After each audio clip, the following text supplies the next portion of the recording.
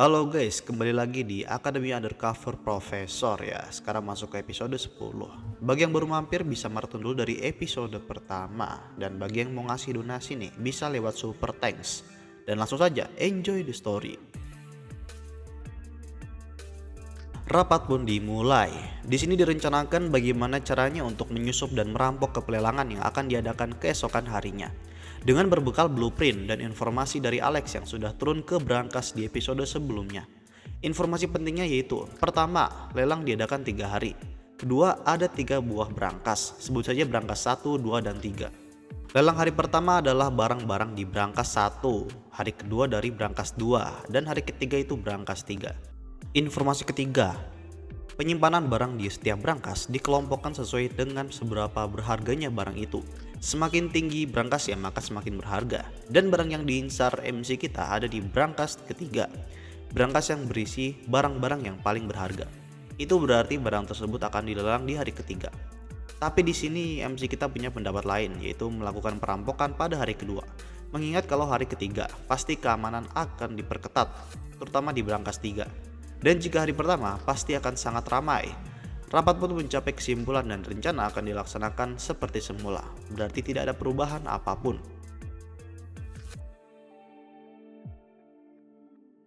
Singkat cerita, di hari H di depan stasiun, terlihat ada seorang detektif swasta dan asistennya. Detektif ini adalah detektif yang terkenal di kekaisaran ini. Saking ahlinya, dia bisa memprediksi hujan yang akan terjadi beberapa detik ke depan. Nama detektif ini adalah Casey Selmoy dan asistennya bernama Betty. Betty ini lagi kerepotan membawakan dokumennya Casey yang sangat banyak. Dokumen-dokumen itu adalah catatan insiden yang terjadi semenjak 5 tahun yang lalu. Dan dia menuju kota ini karena sudah mencium banyaknya keanehan yang terjadi di sini. Seperti insiden werewolf, pergerakan organisasi mencurigakan, dan masih banyak. Dan ternyata Casey ini sudah mengejar seseorang buron yang sudah membuat ulah semenjak 5 tahun yang lalu, bernama James Moriarty. Padahal asistennya mempercayai kalau bosnya ini sudah membunuh James Moriarty, tapi nyatanya tidak. Dia berhasil kabur. Dan di tahun-tahun berikutnya, Casey ini mencium bau-bau orang yang sama. Mulai dari 5 tahun yang lalu, di kerajaan Durumag, ada fenomena kriptid yang berkembang biak secara abnormal dan membahayakan warga sipil. Kejadian itu berhasil diredam berkat Abraham Van Helsing dan orang itu menghilang setelahnya. Lalu 4 tahun yang lalu di kerajaan Fatali, kerajaan itu hancur karena eksploitasi bangsawan, ya atau bisa dibilang korup parah lah. Saat itu ada sosok yang bernama Arsène Lupin yang banyak mencuri harta para bangsawan selama setahun penuh. Dan setelah kejadian itu dia menghilang lagi. Lalu 3 tahun yang lalu di kerajaan Delika ada pria bernama James Moriarty yang berusaha memulai peperangan internal. Tapi untungnya bisa digagalkan dan lagi-lagi orang itu menghilang lagi. Lalu 2 tahun yang lalu ada perang sipir di kerajaan Utah. Yang memenangkan adalah tentara bayaran yang bernama Machiavelli. Dan lagi-lagi orang itu menghilang secara misterius. Dan sekarang Casey sangat yakin kalau tujuan selanjutnya orang itu adalah di kota ini, yaitu kota Leatherbalk. Ya walaupun mereka tidak tahu tujuan orang itu sering berkelana, tapi sebagai detektif, Casey benar-benar tidak bisa membiarkan orang itu berkeliaran bebas, harus ditangkap. Sekarang mereka akan OTW ke rumah lelang Kunz. Sementara di TKP, terlihat Evan Luke selaku manajer rumah lelang ini datang menyambut tuan putri raja kita yang wangi-wangi. Evan langsung mengantar Elendil ke ruangannya. Elendil agak miris melihat mewahnya rumah lelang ini dan berpikir bagaimana jadinya jika dijual dan untuk membantu orang-orang miskin ya kan. Tak jauh dari situ, terlihat MC kita sedang berbicara dengan para rekannya dan membuka rencana UN Owen dengan berbasmalah. Bismillahirrahmanirrahim. Rencana pertama, Alex menuju ke lantai bawah dan bertemu Violeta, tapi langsung terhalang karena ada mantan pacarnya. Jadi di sini mau nggak mau Violeta yang bergerak sendiri. Tujuan pertama yaitu menemukan kunci pintu masuk lift yang ditugaskan kepada Alex dan Violeta. Karena Alex terhambat, maka Violeta harus melakukannya sendiri. Berbekal kecantikan dan kesemokannya, dia berusaha menggoda penjaga yang ada di situ dengan alasan mabuk dan lupa nomor kamar. Maka Violeta dibawa ke ruangan penjaga itu. Seperti biasa ya kan, cewek mabuk diajak ke kamar. Udah mau enak-enak tapi tiba-tiba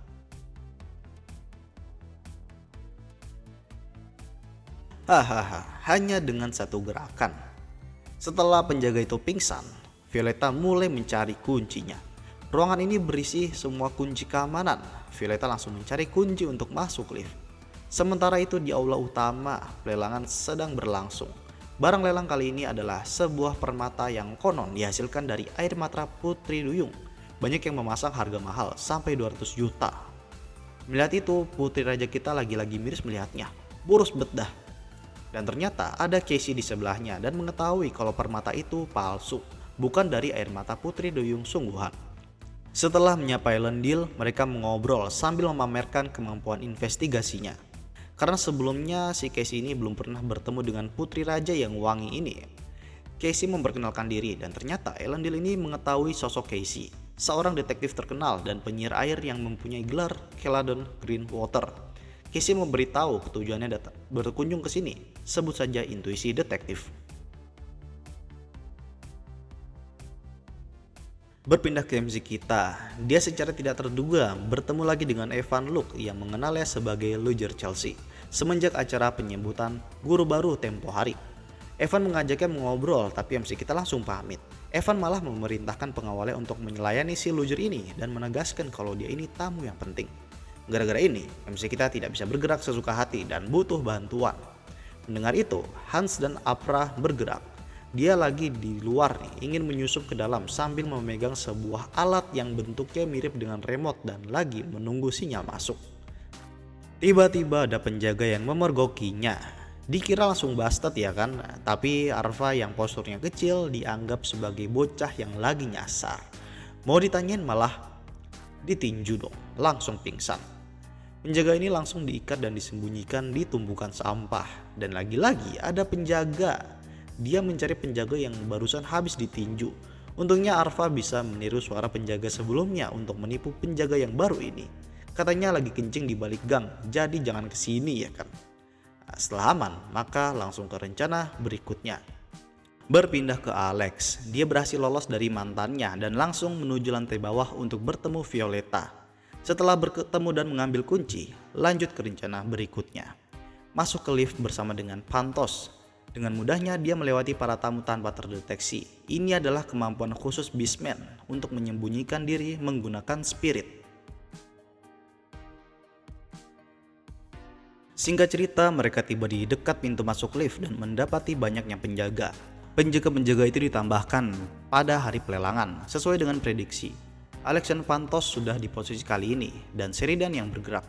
Dengan cepat, Sheridan berjalan melewati para tamu sambil menyemprotkan gas air mata buatan Bella Luna untuk membuat keributan dan kepanikan para tamu. Mereka menduga ini adalah serangan teroris, akibatnya mereka meminta penjaga tambahan lebih.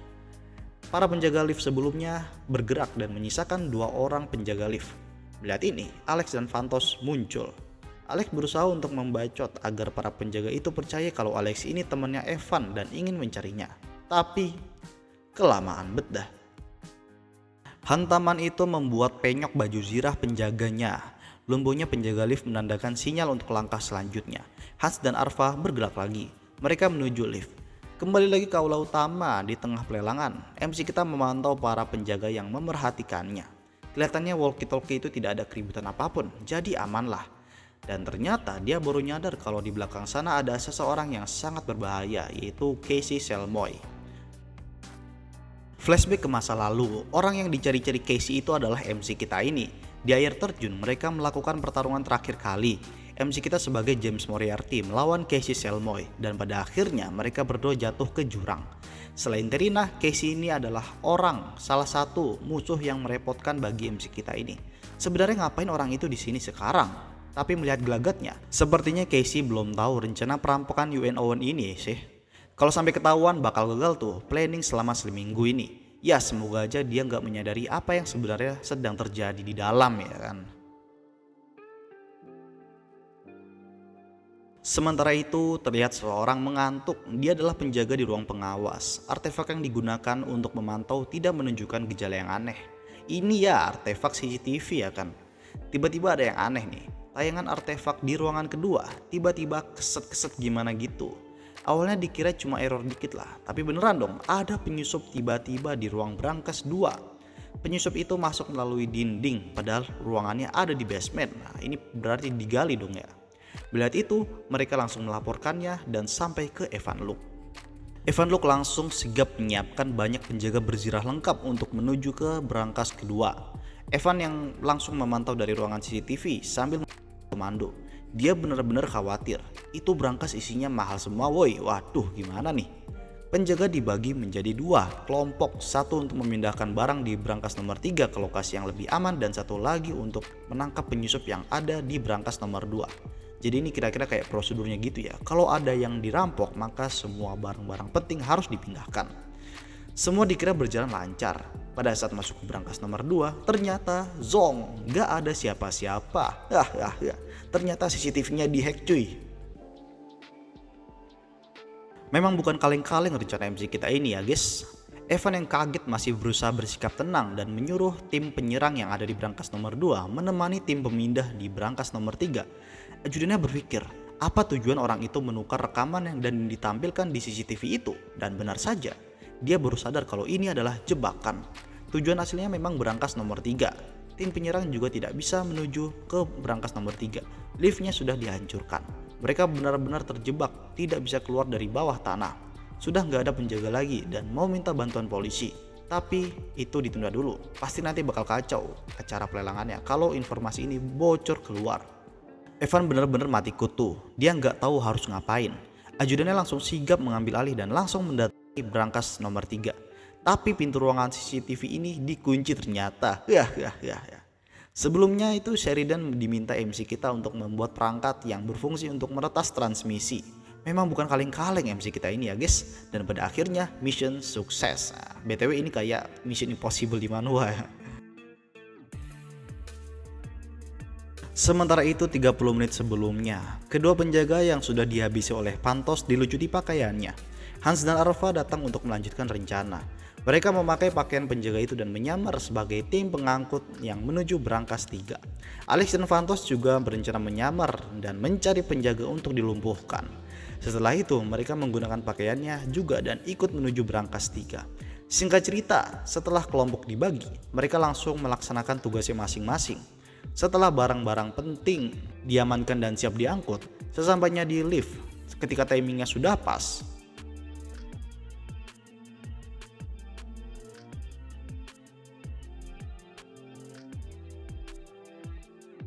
mereka berempat berhasil menghabisi seluruh penjaga sisanya dan terakhir menghancurkan liftnya. Misi pun selesai, sekarang tinggal kabur.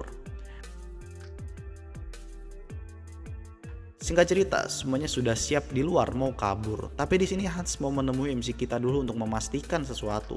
Takutnya barang yang barusan diambil itu palsu, jadi harus memastikan terlebih dahulu.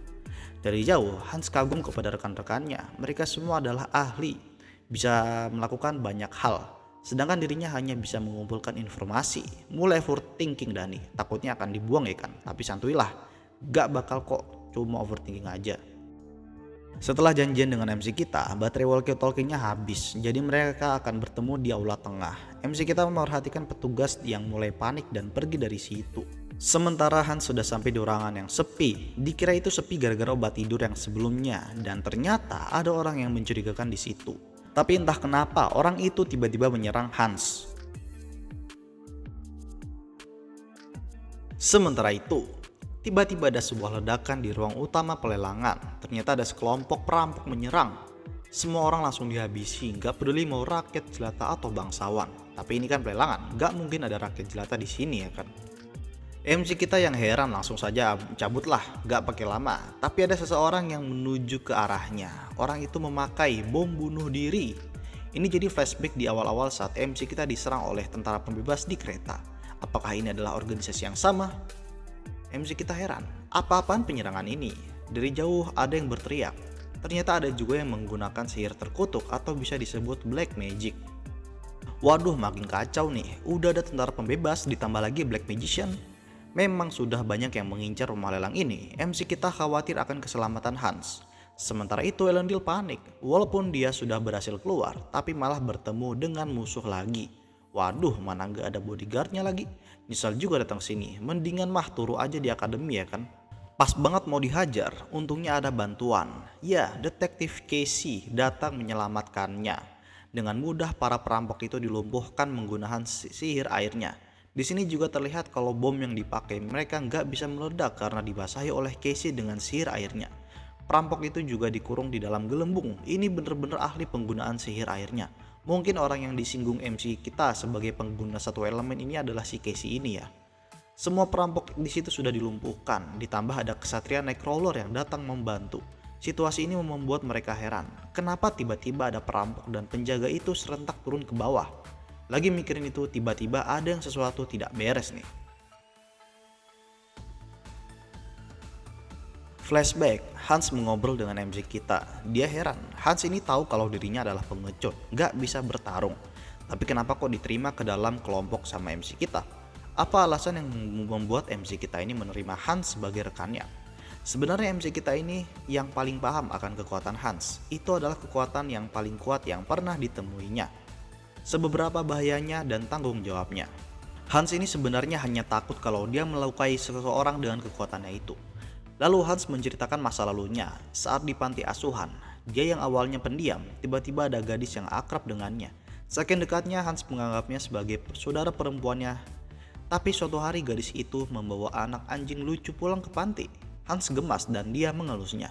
Tapi tiba-tiba anak anjing itu menggigitnya, langsung berubah tuh. Akibatnya, gadis yang sudah dianggap sebagai saudarinya dari dulu itu dibunuh. Itu adalah perubahan dan pembunuhan pertamanya Hans. Semenjak itu, Hans ini langsung benci, menyesali kekuatannya. Dia benar-benar benci dengan itu.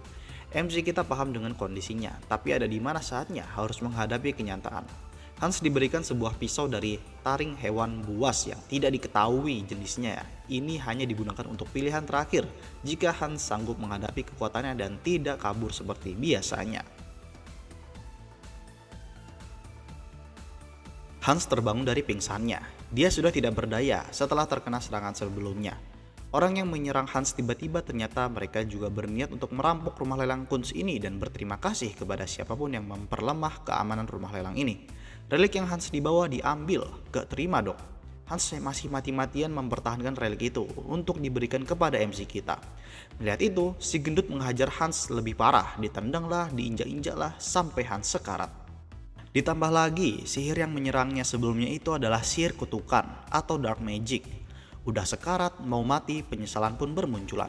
Jika saja bukan dirinya yang mengantar relik itu ke MC kita, pasti gak bakal kayak gini ya kan. Hans menyesali dirinya yang pengecut ini, dari awal sampai sekarang masih aja jadi beban ya kan. Dan tiba-tiba dia ingat kalau MC kita memberikan pisau taring hewan buas. Gak pakai pelimpan lah, yakin 100% akan menggunakan kekuatannya di saat-saat ini. Cerot, gak pakai lama. Hans langsung berubah menjadi sesosok monster.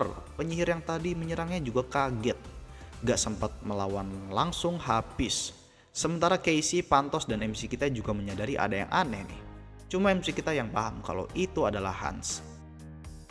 Sedangkan Pantos yang sudah lumayan jauh dari rumah lelang itu juga menyadari ada kehadiran binatang buas yang benar-benar kuat dari arah rumah lelang. Sebagai beastman, dia lebih peka dengan aura hewan buas lain dan hewan buas ini adalah hewan buas terkuat di antara hewan buas yang pernah ditemuinya. Alex juga heran di sini. Dulu dia pernah menanyakan urutan orang terkuat di organisasi. MC kita menjawab, mengecualikan dia. Orang yang terkuat dari yang ketiga yaitu Alex, Pantos, dan Hans. Hans adalah orang terkuat di antara mereka bertiga. Sementara itu, Evan berhasil evakuasi, tapi dia menyesal sudah membiarkan rumah lelangnya hancur berantakan seperti ini. Aduh, rugi bandar gua nih. Dia juga mengkhawatirkan Putri Elendil. Tiba-tiba ada yang muncul lagi nih. Keberadaan hewan buas yang bukan main kuatnya muncul dari dalam rumah lelang. Semua orang ketakutan, makhluk apa itu?